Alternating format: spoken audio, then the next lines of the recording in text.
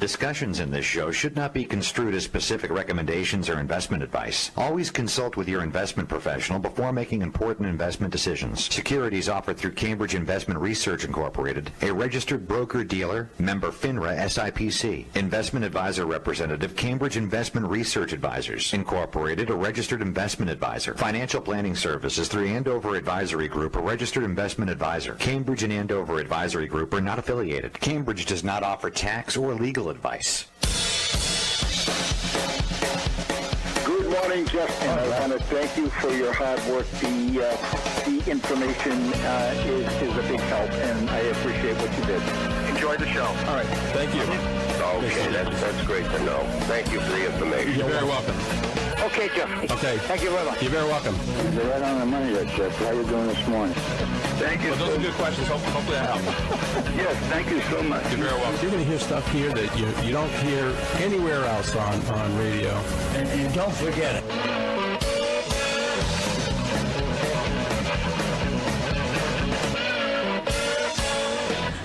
Welcome to another edition of Talk Money, a weekly radio show all about money, your money, how to save it, how to invest it, and how to protect it from the threats to your financial security.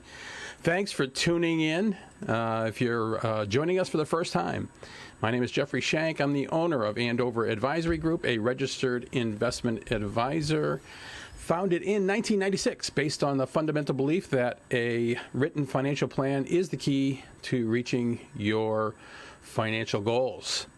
If you are concerned about the markets, if you're about to retire and you're thinking about how to take income from those retirement accounts that you've been accumulating all those years, or you're a family that's trying to figure out how to put your kids through college Yes. without having to go broke, then I believe this is the show for you. I don't think you're going to be disappointed today. We've got a lot of good stuff to talk about. And joining me on the show, as always, Mr. Lou Blasi. Front row of the class. Yes. Yeah. Hey, so we're going to start off the show with a question today. Mm-hmm. Okay. And that question is, when was the first mutual fund? And this isn't, by the way, this is not the question of the day. Okay. Oh, there's a question of the day, There's too? a question of the, Yep. There's going to be a question of the day as Okay. well. Yeah. When was the first mutual fund created here in the United States? First mutual fund. Didn't we have a discussion about this before?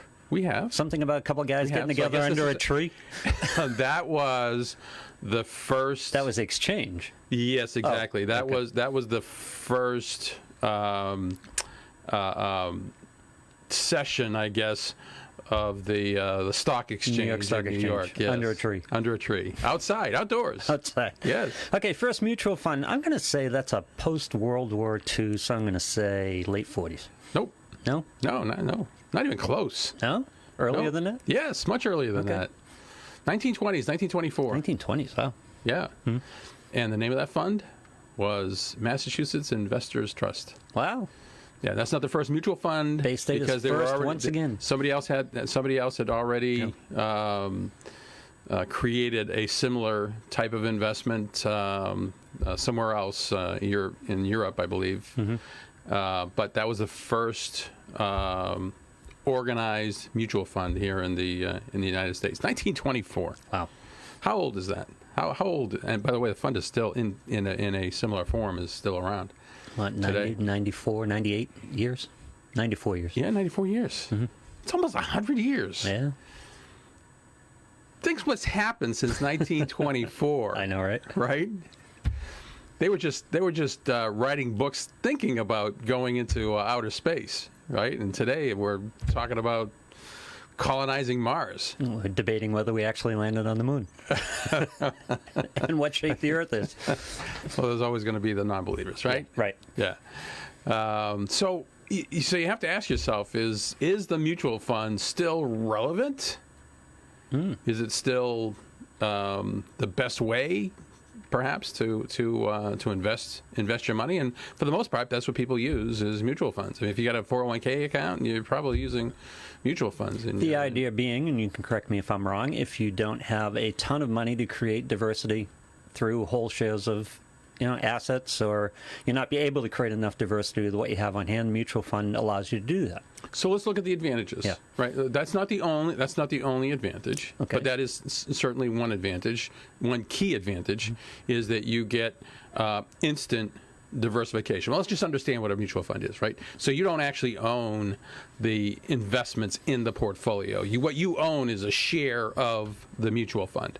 Now, typically mutual funds, and most mutual funds, not all, but most mutual funds, are what they call open-ended. All right, and what that means is that they will issue and redeem shares as needed. So if you decide that you want to make an investment in a particular mutual fund, right? Right.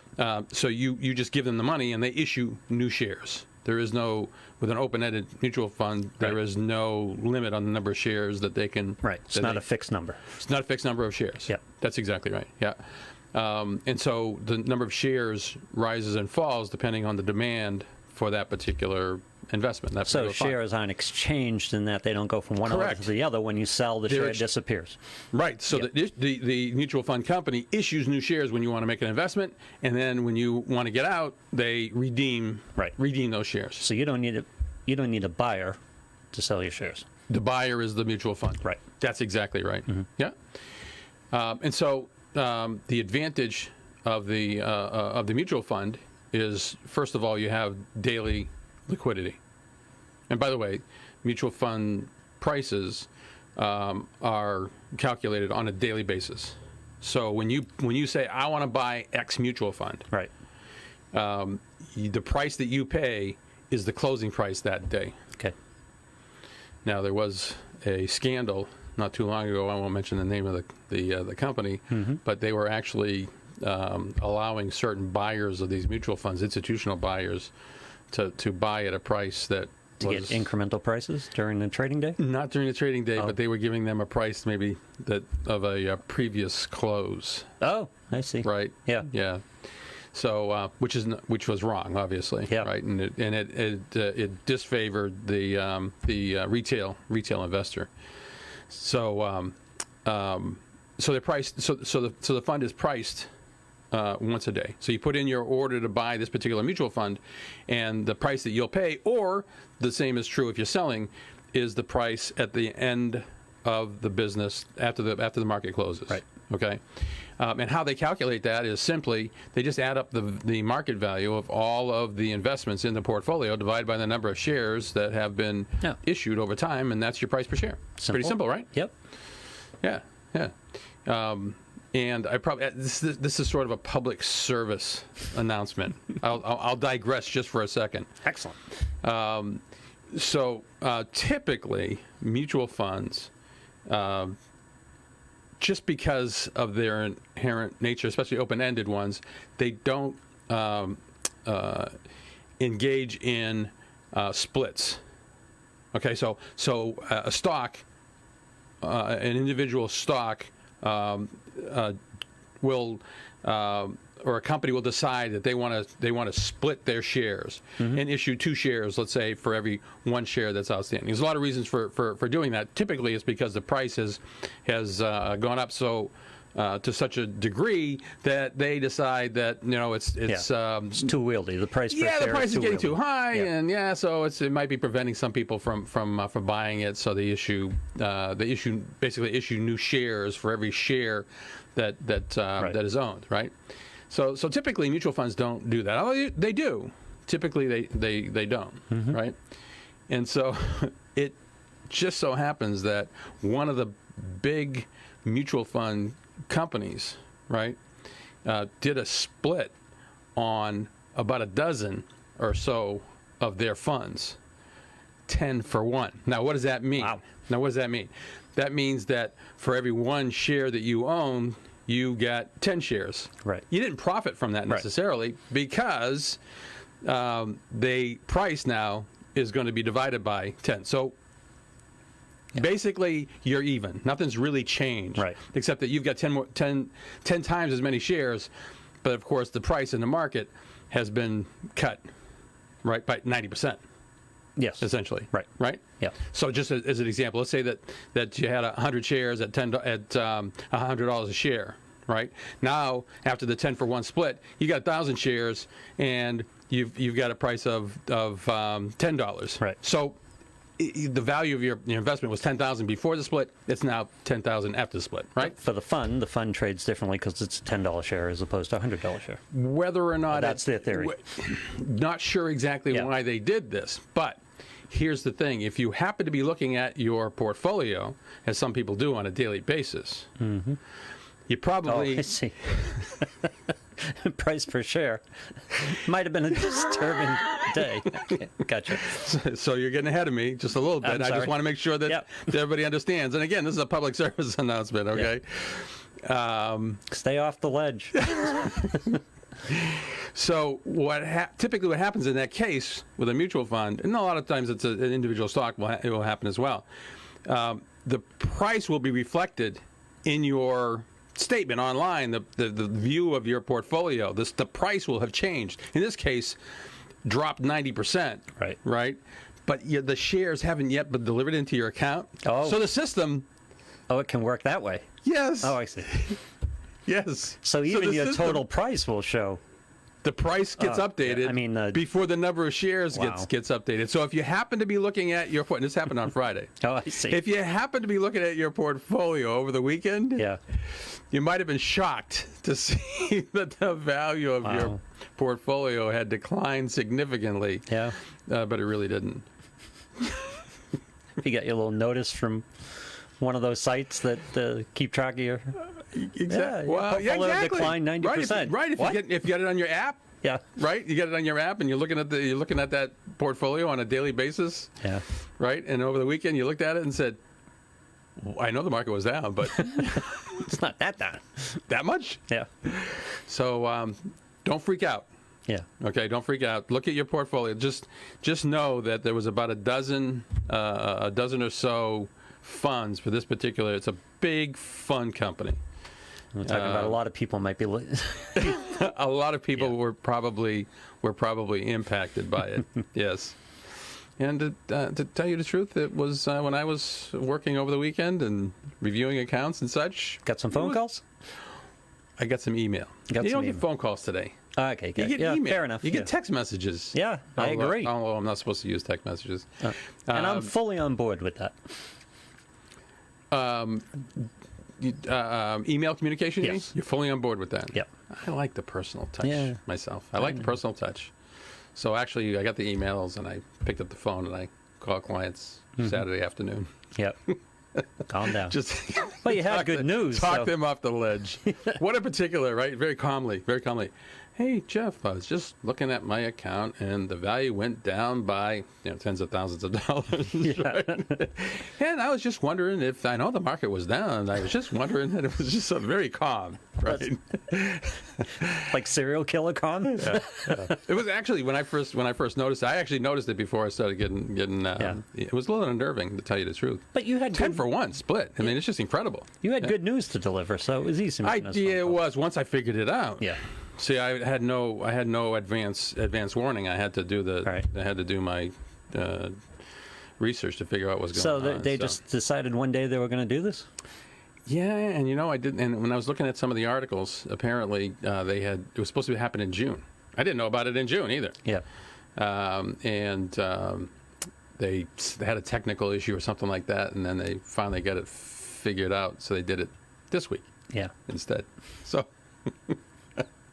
No heads up, no nothing. Shareholders. There's a very good chance that you had one of these funds in your portfolio. That's the thing. I mean, just about everybody that has an investment, if they were looking at it, and comparing one day to the next, and have a client that checks every single day, right? There's nothing wrong with that. Nope. Checks on it, and so he noticed he knows the decline in value right away. So, if you're wondering whether or not you were impacted by that, hey, just. Let us know. We can look it up for you and tell you if it was one of those funds that was effective. 10-for-1.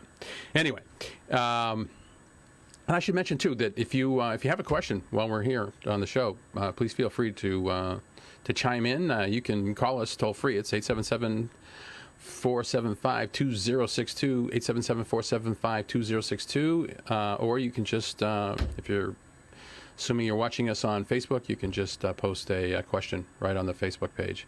We'd be glad to hear from you. So getting back to mutual funds, I apologize. I wanted to make sure that I mentioned that, and I might have forgotten if I didn't do it right then. Yeah. So mutual funds been around for a long time, over 90 years, right? The advantages of mutual funds: one, diversification. Right. Right. So immediate diversification.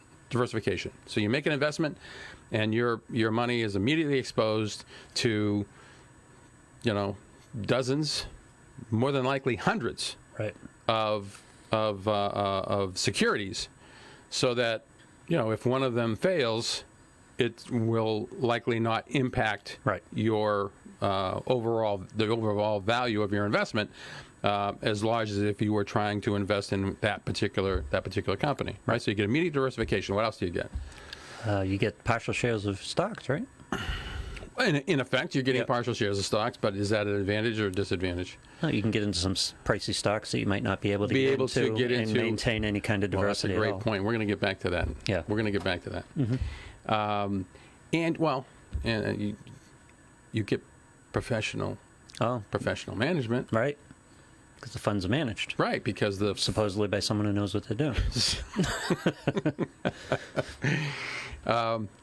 Generally speaking, by someone who has experience and knowledge of investing, that is making the buy-sell decisions in your overall portfolio. Unless, of course, it's an indexed fund, because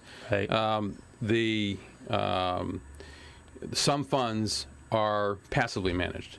Some are actively managed, some are passively managed. When I say passively managed, they're just basically, they represent or replicate the securities that are held in a particular index, like the S&P 500 as an example. And by the way, your S&P 500 index doesn't have 500 stocks in it. They try to replicate it as much as possible, but it may not be possible to have every single stock in equal weighting as the index, but they try to replicate it get it as close as they possibly can. Right.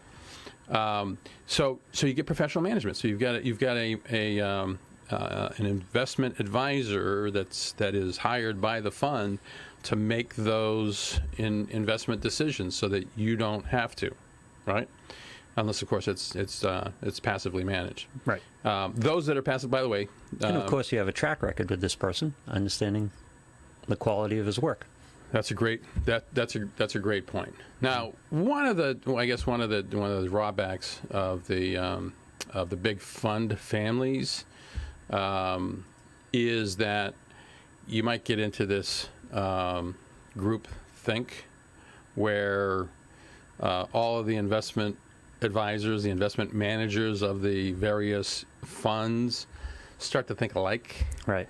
And you don't have that diversity of ideas, diversity of thought with regard to where we are in the markets, as an example, right? And so when you're dealing with a large fund company that has a lot of different funds and is very well known and used by a lot of retirement accounts, as an example, you're getting diversification, obviously, within the fund, and you are getting professional management, but there might be some limitation as to how far a particular investment manager can go outside of the official. I imagine this is philosophically like a cruise ship. Wide turns, slow stops, slow acceleration. It takes a while for them to react, because they can't be as aggressive with a large group of funds. Well, that's another. Well, you know what? You make a great point there too, in that when you're dealing with such a large sum of money, there's only so many securities that you can purchase, and anytime a big fund company makes a change in their investment strategy, selling or buying a particular security, that can have a major impact on the markets. And so you're absolutely right. A lot of times it's difficult for them to react as quickly as maybe they'd like to if they were dealing with smaller sums. And the other thing I would want to mention, and this is not a good or bad, some funds some fund managers will decide that, hey, you know what, this fund is just getting too big, and so they will do a soft close where they don't take money, and because they have to find some place to invest it. Right.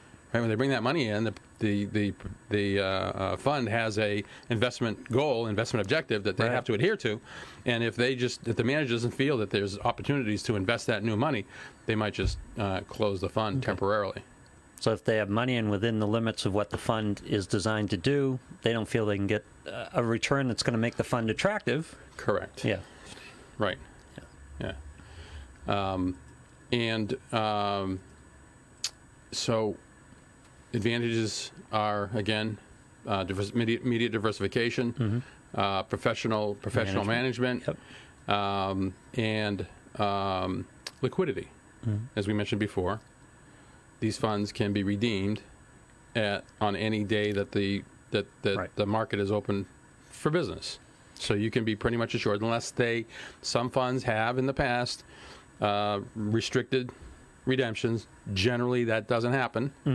So you have liquidity of your investments. When you're ready to get out of the market, you call the fund company, you say, sell my position in this particular fund, and you've got the cash in your account. Does the diversity offer you also less volatility?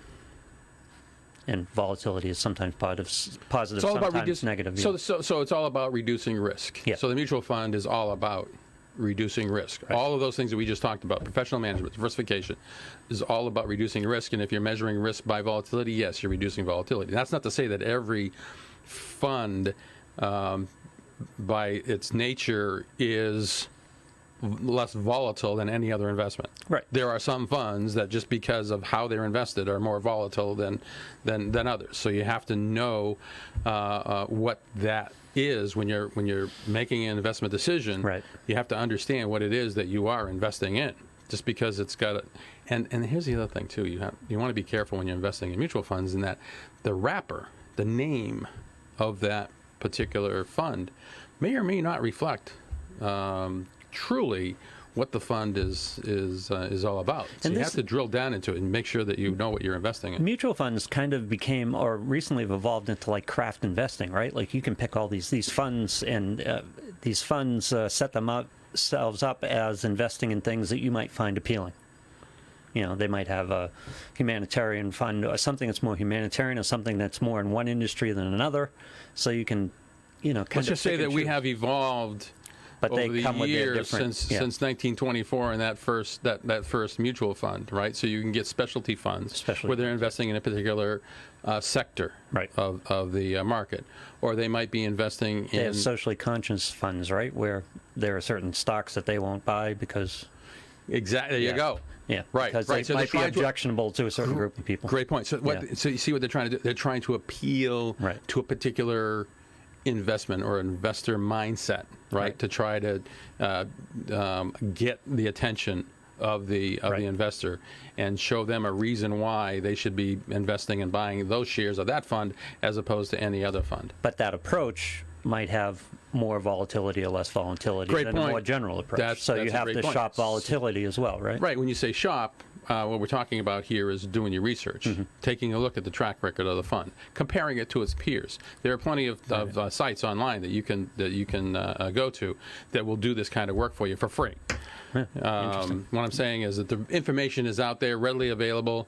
Generally speaking, probably the larger points of a fund, like the track record in terms of performance, the top 10 holdings in the portfolio, a comparison of one fund to another, so that you can look at it as compared to its peer group, that sort of thing.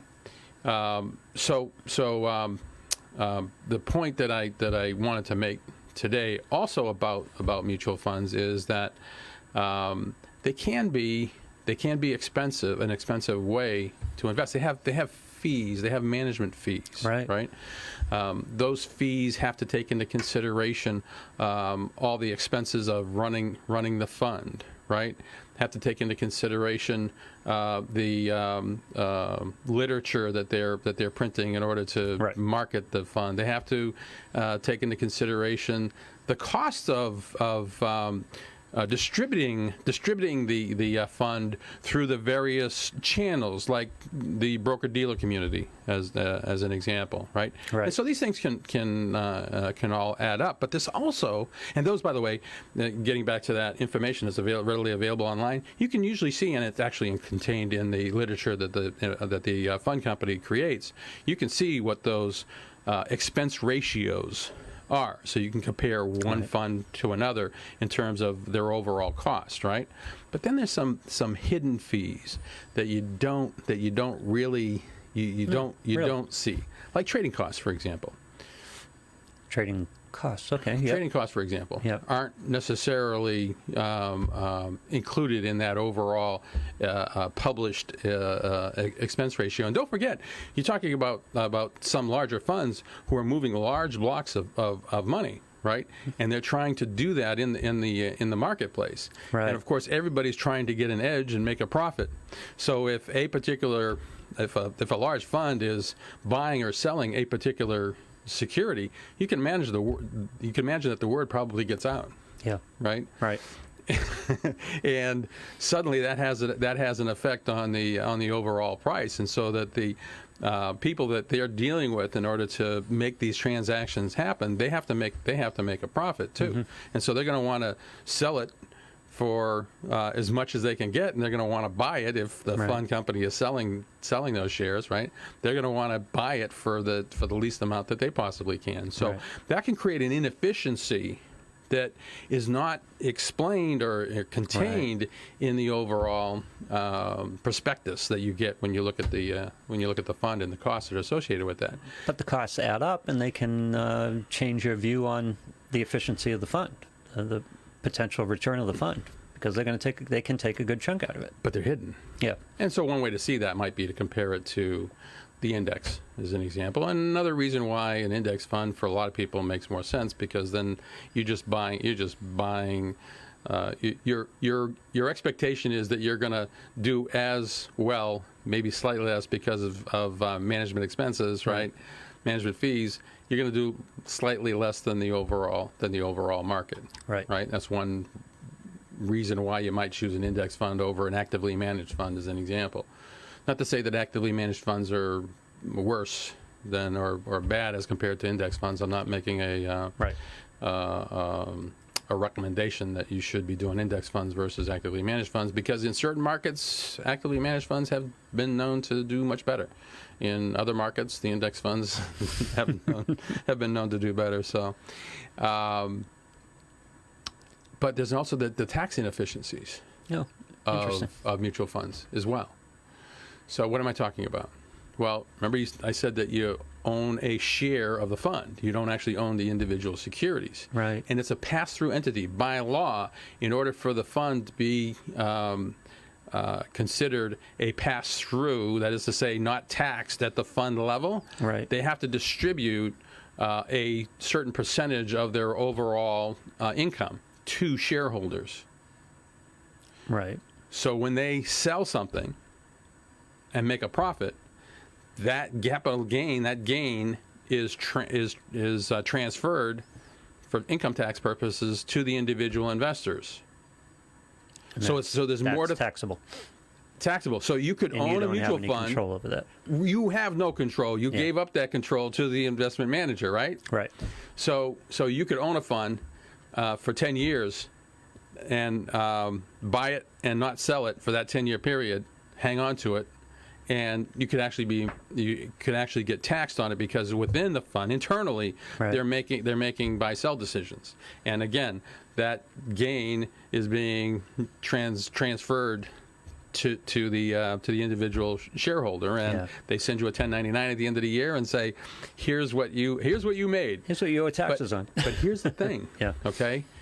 Especially if you're buying into a mutual fund initially, you can actually get taxed and not make any money. Right. Let me give you an example. Okay. So it's November, and you're buying a mutual fund, and the investments in the mutual fund have done very, very well. And the managers decided that they want to capture some of those profits. They start selling some of those positions inside the fund. Right. right? On December 20th. They do that sometimes. Yes. Right. And so you get a distribution based on those transactions that took place. Right. Right? And so what happens when that, so you bought it in November 1st. Right. And they distribute a dividend, okay, based on all those gains that they had on Right. November 1st. So what happens when they distribute money out of the fund? Remember I said that the price is based on the value of all the securities in the fund divided by the number of shares. Oh, So if they sell something and Yeah. distribute the cash, they have less money, right. right? So what happens to the share price? Goes down. It goes down. Yeah. That's exactly right. So you could own a And I'm mutual guessing fund. they're only selling off the high-performing stocks, so You could end up owning a mutual fund that has dropped in price, in value, but still giving you a taxable. but still giving you a taxable gain. All right. All right, then. So you have very little control over the Yeah. nature, the tax nature of that of a mutual fund. Mm-hmm. So you have to ask yourself: Is the mutual fund really the best way to? And by the way, if it's in a retirement account, tax deferred, that you really don't have to worry about the inefficiency, the tax inefficiency. But obviously, if it's in a taxable account, then you'd want to be very, very aware. And by the way, those same sites that you can go to get information, they will give you information about the Track record of that particular well, phenomenon. yeah, and the potential taxable gains in a particular portfolio. How's that? Oh, yeah, interesting. and wouldn't Yeah. that be good to know before you buy it? Absolutely. Yeah, sure. Yeah. And So by the I'll way, answer there you- is a trick. By the way, there is a trick that if that does happen to you, Mm-hmm. that you can offset as long as you do it before the end of the year. You can actually offset that taxable distribution to some degree. Mm-hmm. Yeah. If you want to know what that trick is. Okay. Just wondering give me a wondering call. whether you're going to give that Give out me or a not. call. All right. So the answer to your question that you asked about is it the most efficient? I'm guessing is the answer you get all the time, which are I shrug my shoulders, put my hands up, and go, well, what am I going to do, Jeff? What else? Yeah. What else, right? What can I do? There's an alternative. Yeah. There is an alternative, and it's called the separately managed account. Ooh. Yeah. So, actually, you know what? We might have to take a quick break here. I apologize. Yes. No, it's a perfect tease. Oh, I'm sorry. Don't apologize for good radio. Hey, but we should also we got the question of the day. So before we take a break, let's just tell everybody what the question of the day is. When we come back, we'll answer both of those questions: Excellent. the alternative to mutual funds and the answer to today's question. So, which three? You're gonna love this one. Which three U.S. bills together account for 81% of paper currency in circulation? Okay. Which I do like that three one. U.S. bills together account for 81% of paper currency in circulation? That's today's financial question. This is Talk Money. We're going to take a break, and we'll be right back.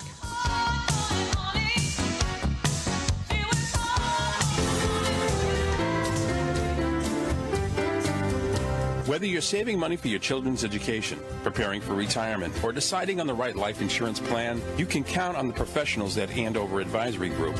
Established in 1996, our company is responsible for providing financial planning services to individuals seeking sound financial advice. We create a comprehensive financial plan that serves as a framework for organizing the pieces of your financial life so that you can focus on your goals and understand what it takes to reach them. And a financial plan can help you prioritize. For example, how saving for college might impact your ability to save for your retirement. Having a clear perspective will allow you to pick the right strategies and confidently choose suitable products and services. Best of all, you'll have the peace of mind that comes from knowing that your financial life is on track. Call us at 978-691-5005 to book your free initial consultation. That's 978-691-5005. Hi, this is Jeffrey Shank, a chartered financial consultant and the host of the Talk Money Show. I've been helping my clients for more than 30 years, and now I'm going to help you. Join us to learn about the financial issues that concern you the most. You'll hear from the experts on a range of topics, get some great ideas, and it's all designed to help you make more out of your money. So tune in to Talk Money right here on Eagle News Radio.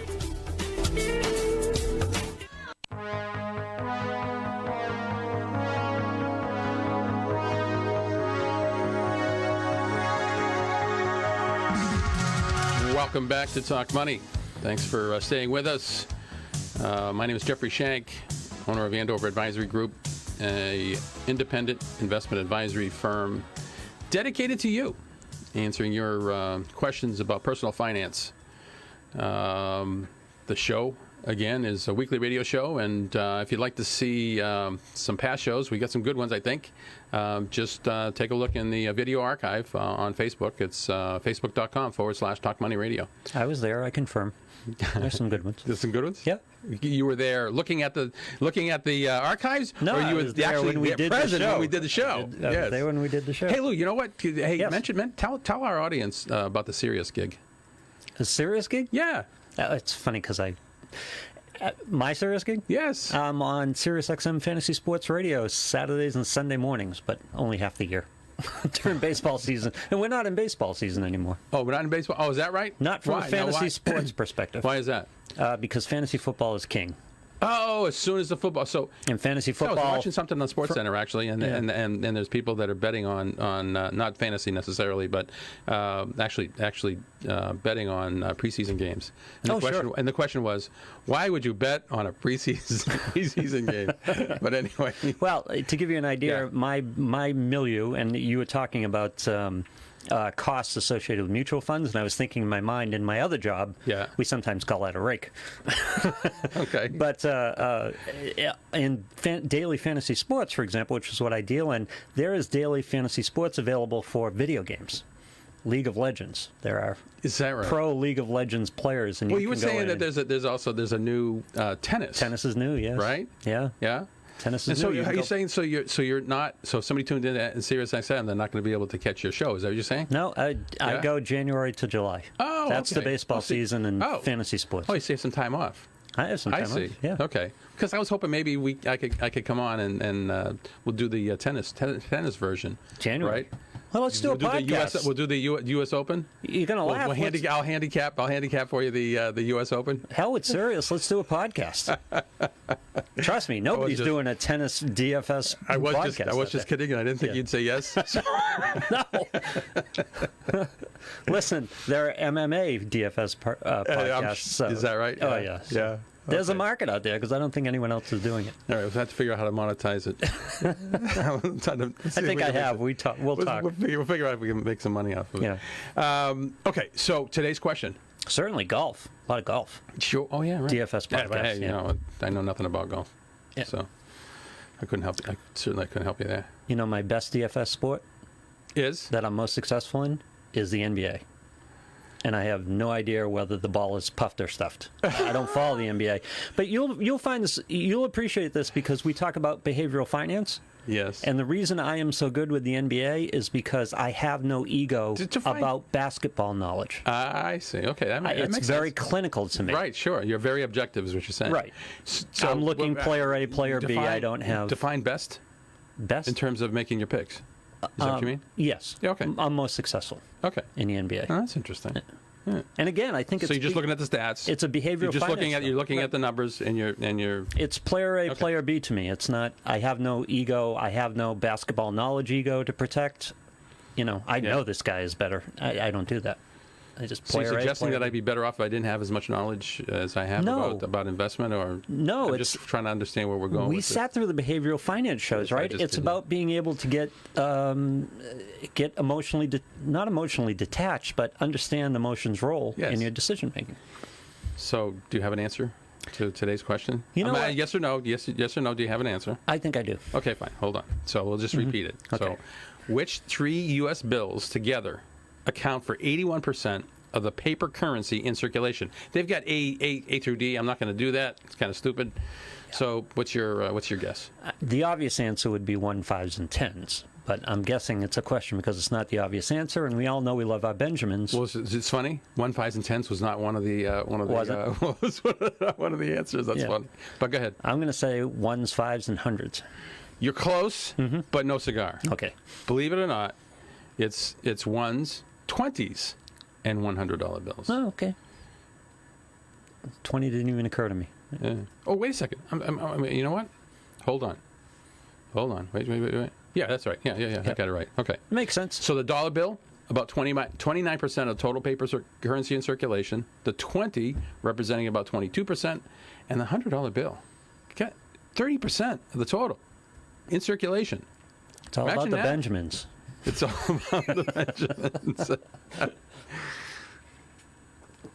So I'm guessing that probably has there's probably some illegal activity included in that Oh $100. no, I don't think that's a You don't necessary leap. No, I think so. How many $100 bills you got in your pocket? None. Okay, there we go.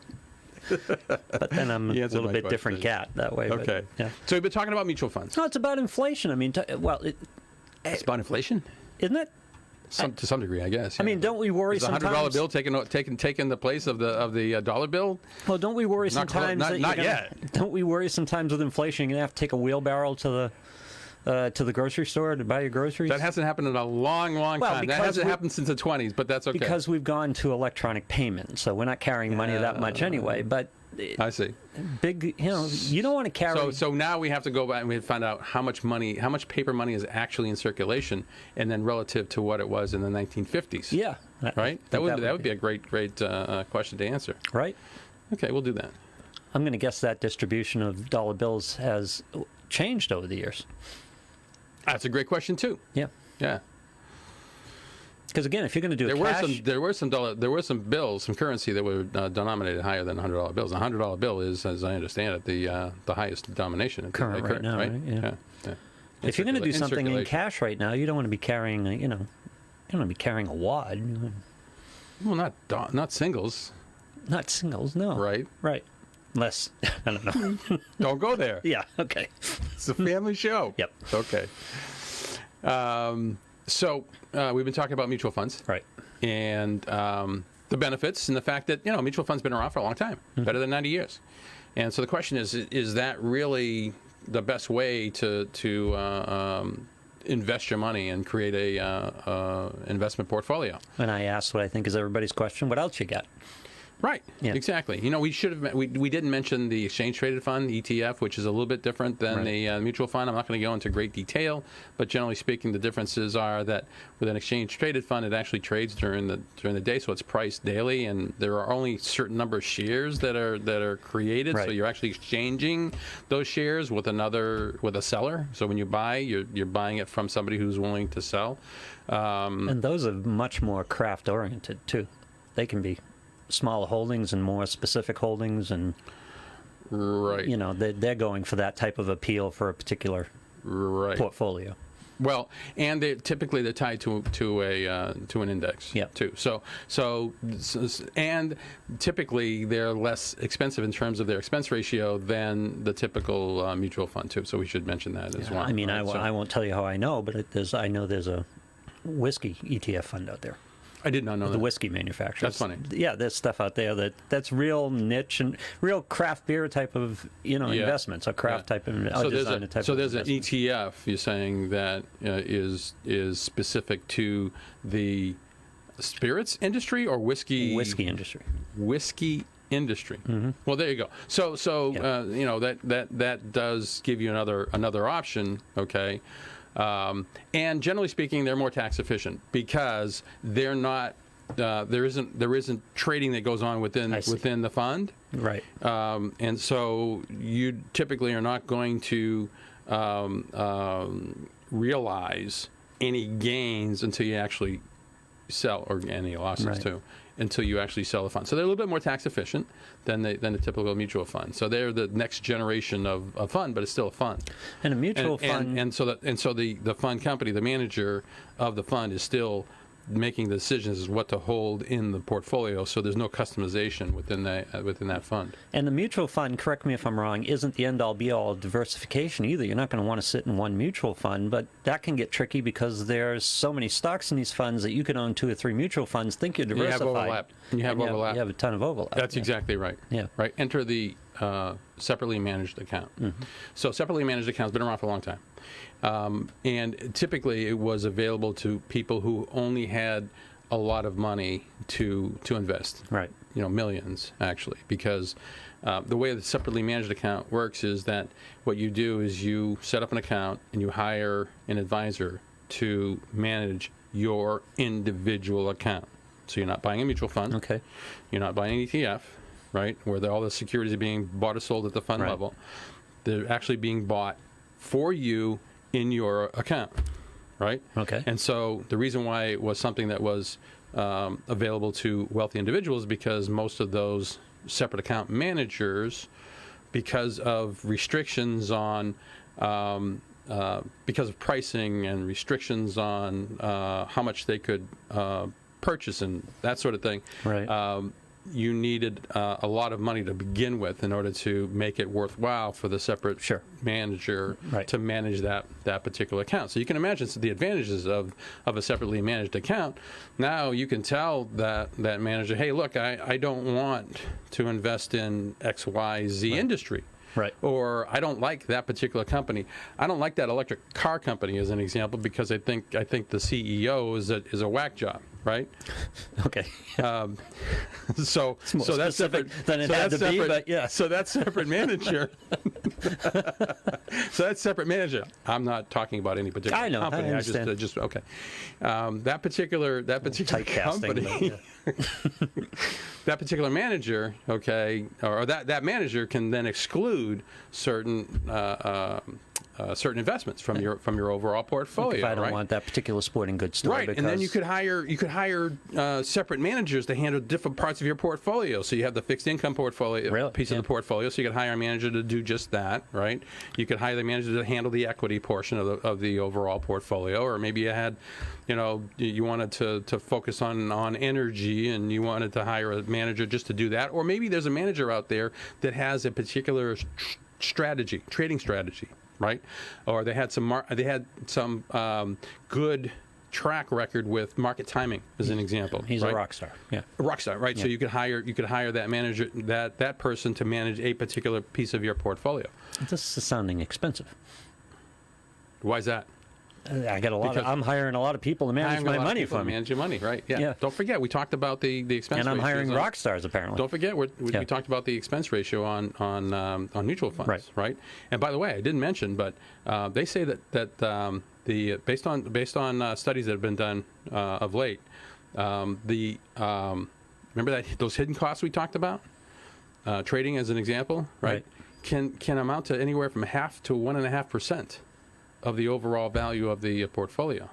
That's a lot. It's a good size. Add that onto the typical expense ratio, which on most good funds, could be 1% or higher, depending on the type of investing that they're doing. So you're talking a pretty hefty percentage of the overall portfolio, right? So that could cover a lot of costs for a separate manager to be making the investment decisions on your particular account, right? So the problem was that typically you would have to have a lot of money to make this all happen. Right. But because of technology, today you can actually have separately managed accounts for much smaller sized, or you can have a separately managed account with a investment of a much smaller size, $25,000 as an example for one platform that we work with. Okay, so if you have that, if you have the need to make an investment, and you've got $25,000 to invest, you actually have the opportunity to take advantage of a separately managed account. And the technology that I'm talking about here, right, is the ability, because you said before, you have to, if you're looking at a pricey security, right, as a particular stock that the value has gone up, and now it's selling at $1,000 a share. Right. How are you going to have a diversified portfolio if you only have $25,000 to invest? Right. Right? Yeah. So, because we now have the ability through technology to own fractional shares, you can actually create a portfolio, a diversified portfolio, similar to a mutual fund, and hire a separate manager to manage that particular piece of your portfolio for much smaller amounts and still have an efficient cost associated with that. Yeah, and more individual control. Much more individual control. Yeah. Right? So what are we talking about here? We're talking about the ability to tell that manager, that separate manager, I don't want to own this particular company because I just don't like Right. the management of that particular company. Exclude it. They can't. Another thing that you can do, first of all, it's going to be much more tax efficient in that now you're only going to see the tax consequences of or realize the gains in your overall portfolio if something is sold. You have complete control over that. Right. The manager is going to be making decisions, of course, and certainly they could be buying or selling something because they have that discretion. Right. But generally speaking, it's going to be much more tax efficient and only going to be you're only going to recognize on your income tax return those gains if you make a decision to sell a piece of the overall account, right? It's like a personalized mutual fund. And it's like a personalized mutual fund. Mm-hmm. That's exactly right. Yeah. But here's one of the best parts in terms of the tax efficiency. You can actually do what they call tax loss harvesting. So let's say that something has to be sold because the manager's saying, hey, look, this is the way it works. We're going to sell this. You might have some positions in your account that are sitting there at a loss. So you can tell. It'll balance off that distribution. Right. Yeah. So you can tell the manager, hey, look, I want to do some tax loss harvesting. I want to sell off some of the losers in the portfolio to take advantage of that loss and put it on my income tax return to offset some of the gains, perhaps, or maybe just to take advantage of those losses, right? And if you still like the asset, you can go back after the start of the year and buy it at a lower price. Right. Get back in. Right. Exactly. Yeah. Also, unlike traditional brokerage accounts. So the guy managing the mutual fund probably isn't going to take your call on such matters. That's a great point. Who? He owns how many shares? He wants what? But yeah, and you talked about groupthink, where you've got the manager making decisions for the fund and for all the shareholders, as opposed to this account where all the decisions are based on your personal welfare. Right. Now, I mean, obviously, when you hire that manager, he or she has a strategy in mind and is going to execute that strategy. But you can always fire that individual and hire somebody else if you want to, right? Yep. Yeah. So and again, this is only possible because of advances in technology and computerization that allow us to hold a fraction of a share in your portfolio and keep track of it in a way that we can be sure of what exactly you own in your particular account. In terms of fees and costs, right? So unlike traditional brokerage accounts... That's funny. We were talking about diversity, and you were talking about having variously managed accounts. You could have diversity of management as well as diversity of assets. Diversity of your investments, right? You have diversity of management as well. And you can also have a diversity in terms of the overall asset allocation, because you can say, I want to take a percentage of this account and allocate it to this particular asset class, and I want to hire these three managers to manage those three asset classes within that particular account. Okay, I'm going to need a scouting report on these managers. I can see that right now. I'm guessing Andover Advisory Group is someone who can help me with that. Absolutely. Yeah. Again, we're talking about much smaller minimum required investments than what you would have had to do to get the same kind of diversity, the same kind of professional management that was only available in 1924 in a mutual fund. Right. Instead of being herded like cattle in major mutual funds. Exactly. You have some more control and more flexibility in your own personally managed accounts. Exactly. Yeah. Yeah. I like it. And so as I was saying, unlike traditional brokerage accounts, which are sometimes commission-based, right? The separately managed account fee structures are asset-based, right? And typically cover all of the expenses, trading costs, custody, reporting, everything. And they can actually compete positively with the individual, even if you were paying the same. When you consider the hidden costs in a mutual fund, even if you're paying the same, and in some cases you actually pay less, right? Than the separately managed account, you're getting all of those benefits at the same price. Right. Why would you do anything else? Because you don't know this exists. Because you don't know it exists. Right. Yeah. Right. Yeah. So if that's something that interests you, we'd be glad to talk to you about it. Take a look at your overall portfolio, see if something like a separately managed account makes sense for you. It's not for everybody, obviously, not for everybody, and doesn't work in certain situations. But we'd be glad to see if it makes sense for you. If you want to get a hold of me after the show, just give me a call on the toll-free number. It's 877-475-2062. I noticed that we're running out of time. We are, yes. I can see it. I can see it in your eyes. And there was something else that I wanted to talk about today as well. But we'll have to save it for next week. So we'll be back next week, same time here on Talk Money. In the meantime, remember, good sound advice is much better than advice that just sounds good.